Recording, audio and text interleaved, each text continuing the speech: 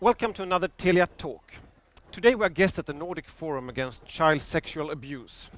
Not the obvious place, you might think, since normally we are talking about the great possibilities within digitalization. But as every other crime, sexual child abuse has moved online. And if there is a digital problem, there might be a digital solution. I have three guests that all are experts from their angle. So please welcome Anders Petterson. You are the Executive Director at ECPAT Sweden, and ECPAT is of course the global organization working against child sexual abuse. Anette Paavilainen from Europol, the pan-European organization that helps police to work together, and also Larilahti, Head of Sustainability at Telia Company. But let me start with you, Anders. Many of us we are not that familiar with this problem. Can you please give us a very short introduction? What is it and how common? Well, the child sexual abuse material is really the manifestation of a crime committed against children.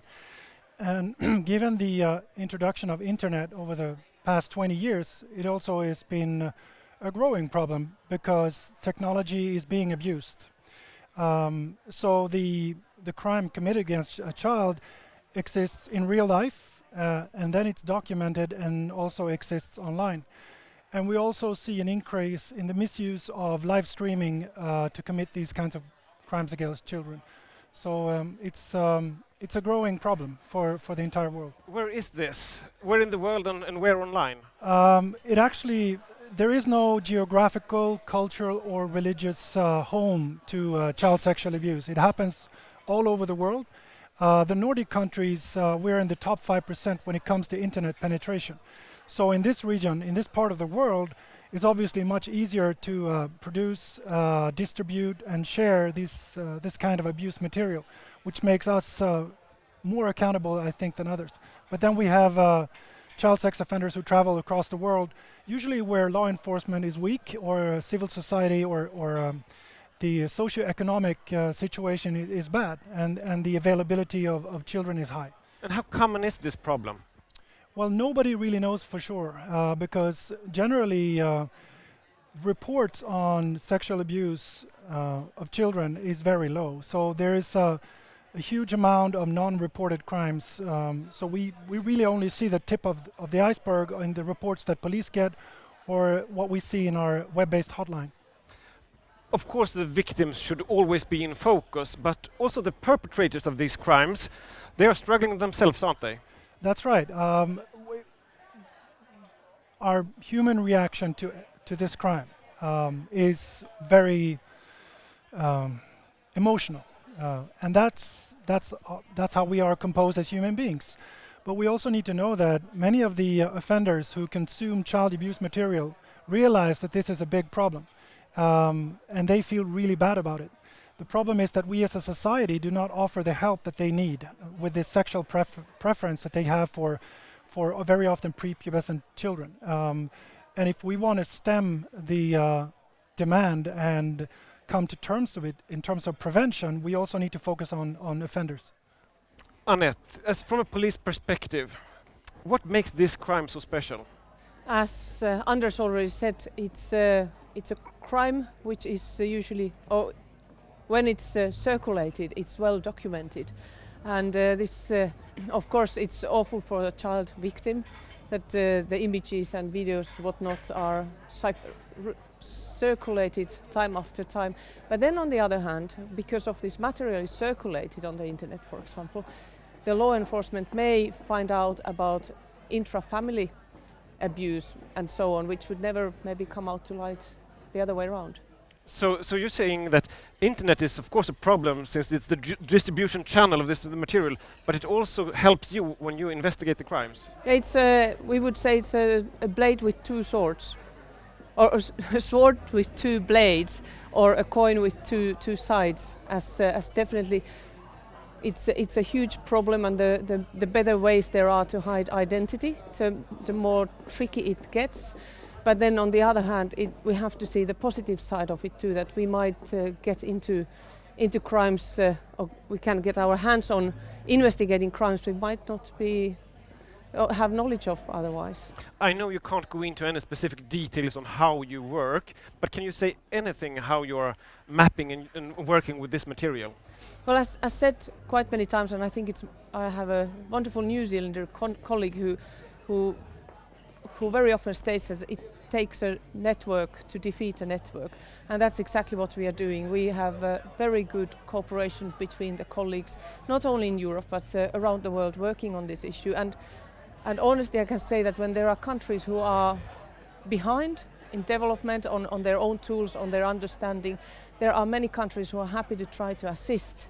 So we are very much working together, whether it's on darknet or peer-to-peer or whatever social media kind of investigations. And not to forget the importance for any law enforcement, we need to work not only with each other but also with the civil society. Anna, you're working at a network provider, and then you are sort of the motorway for this material to come to the end users from the victims. What is your responsibility in this, and what can you do? Well, maybe the simplest thing to do is to block access to such material, and that's what most of the operators do. It sounds simple. Unfortunately, it's not quite that simple. It's a little bit complex for the operators to make that choice to block content, because we are for free internet. We want people to have access to information. We want them to be able to express themselves. So we have had to do a lot of soul searching in order to decide that, okay, this is not okay. So we will block this material. And this is the only material that you are blocking, isn't it? Yeah, only material that we're blocking voluntarily. If we get a court order, then we block. But the paradox there is that we get court orders to block copyright content. So we need to, by law, we need to protect the copyright of movie stars and screenwriters, but we get absolutely no pressure from the governments to block access to child sexual abuse sites. So it's a little bit complex. We're sort of tightrope dancing there, but this is a decision we have made. Another complexity is then just the fact that it's not 100% efficient.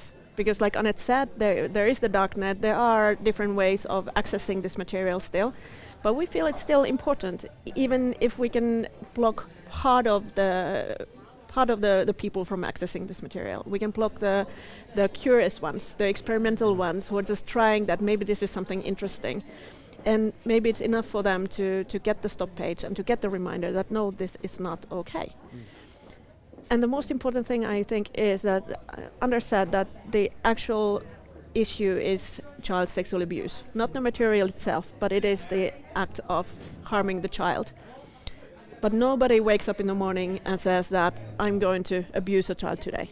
It's typically a very long process that starts from looking at pictures, looking at videos, sort of pushing yourself further and further until you then land doing something in real life. So if we can cut it in the beginning, that's always useful. Yeah, legislation looks very different in different countries. In Sweden, it's the possession of the child abuse material which is criminalized, and it's not a victimless crime. Behind every image there is a real child, and we keep forget that. So we need to change the law. We need to update the law to make it contemporary, because it was written at a time when we didn't have internet. And today, Swedish police are very good at what they do, but the sheer volumes of abuse material which is out there is huge. I mean, one case can contain 40 terabytes of abuse material, which is more than any living person can watch during a lifetime, from they are born until they die. So this is a volume problem, but we must never forget that behind every image there is a child. And Anna is absolutely right.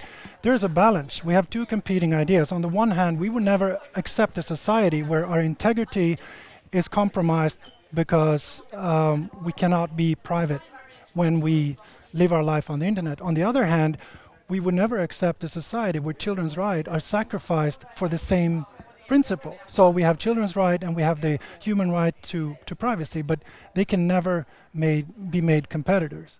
And isn't it also so that there is a link between the material that is produced for people to watch and what's happening in families and Yeah, The vast majority of online abuse material or child abuse material is produced within a very tight circle, usually someone within the family or access to children in that family. And this is statistically, I think, over 80% of the. But not fully, though, as said.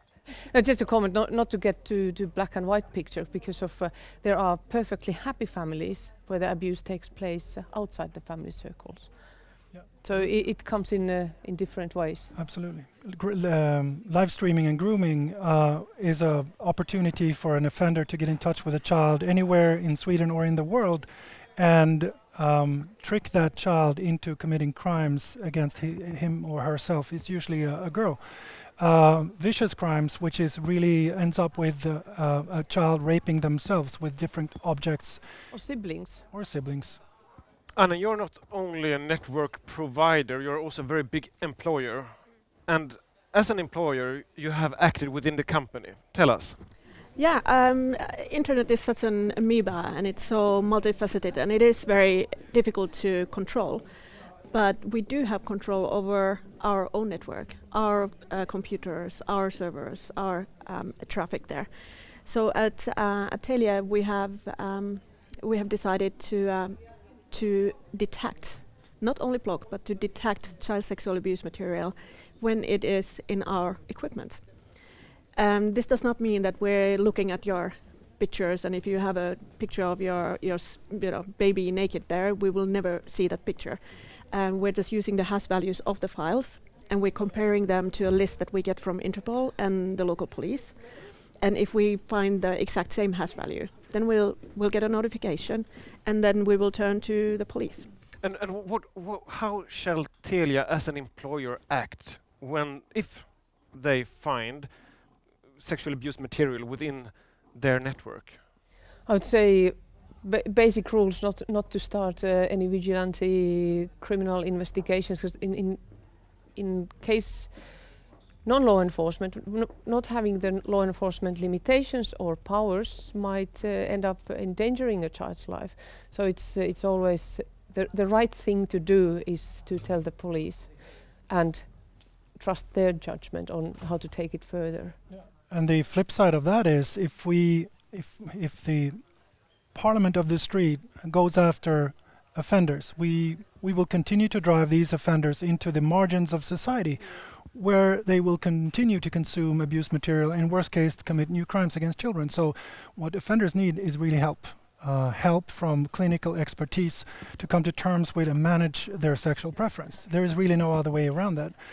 So I think we need to protect the child, but in doing that, we need to make sure that we don't have offenders trying to exploit them. And also when an action is taken, the police, let's say in all modern societies, the way we all think is that the child comes first, and protecting the child. The offender is not the only one in danger somehow, because of the child in question can be in real danger, and these are long processes that have to be really thought through. And exactly for that reason, because the child is the most thing in the whole process. That's why we include the police very early on in the process. So instead of, say, firing the people once we know that they have this material, we don't do that, but we go to the police because they know how to investigate, they know how to bring these people to justice. And then secondary is then our sort of human resources process and actually dismissing the people. So if you're having a finding within Telia company, the people that is suspected can work there not knowing about it for quite some time? Yeah, depending on how long the process with the police lasts. So we're supporting the police here, not the other way around. How dependent are you on getting material and having tips, so to say, from the greater society? That's a very good question. And as I work in Europol, not directly in a country dealing with crime investigations locally, I'd say I might be a step too far from reality. But my gut feeling is that we would never get anywhere without first of all the responsible actors of all stakeholders. For example, as earlier said, service providers should see their services as a road as a road that's been built and make it as safe as possible. But then also, if we talk about medical experts, doctors, nurses, school assistants, everybody should have a basic understanding how children are reacting when they are distressed, etc. And this information is really, really important. Or when traveling abroad, there are possibilities to report. So I would say, instead of being very much afraid of what happens if I report, one should have the courage to report, and I said trust the police in doing the right judgment. Rather one too many than not enough. But since there is so much material that police needs to go through, maybe this would be a good place to throw some technology at it. How can we help in analyzing and just the sheer volume of material? Maybe there's something that a company could do to help with that. Yeah, there is innovation being done when it comes to trying to sift through huge volumes of material, not to to compare it with hash data and also machine learning to identify images who belong to a cluster of images. So there's definitely research. I think we need to push technical development. We also need to have decision makers and laws that are on par with what the reality looks like, and an engaged civil society. In our hotline, we get reports for those who don't dare or can or in a position to report directly to police. And we've seen an increase by 100% between 1 year to another of this kind of material. So I keep coming back to partnerships. We cannot, industry cannot do it themselves. We can't do it ourselves. And law enforcement are not able. So we need to work together. And one more thing from the law enforcement side, I have seen huge developments during the last few years on the technological side, but then the human resources is in the end something that no country can neglect. Absolutely. Yeah. I've heard numbers saying that 1 in 1,000 is consuming these kinds of material, and many On their work computer. On their work computer even, yeah. And with this knowledge, I can guess that quite a few of the companies out there are counting their fingers and saying, well, we have 2,000 employees. 2 of them are statistically said using their work computer. Often there are more than one child behind one abuser. So children might be more than 2. So what shall they do now? The other companies, the HR directors out there listening to you. Yeah, I think it is an issue that you need to take seriously. The first thing you do is you make sure that the company wants to do something about it, that you have the top management support for it. And then you start building the processes, you start finding the right partners, finding the technology that works for you, and creating the processes, including HR, including legal, IT, security. It's not a very simple thing to build. We took a lot of time building it, and we're more than happy to share that knowledge. This is not something that is competition for us. So we've done our mistakes. We smoothed our wrinkles. So we have even produced a little leaflet on it on how do you go about setting a system like that for your company. And you don't need to be a telecoms company, any company or organization.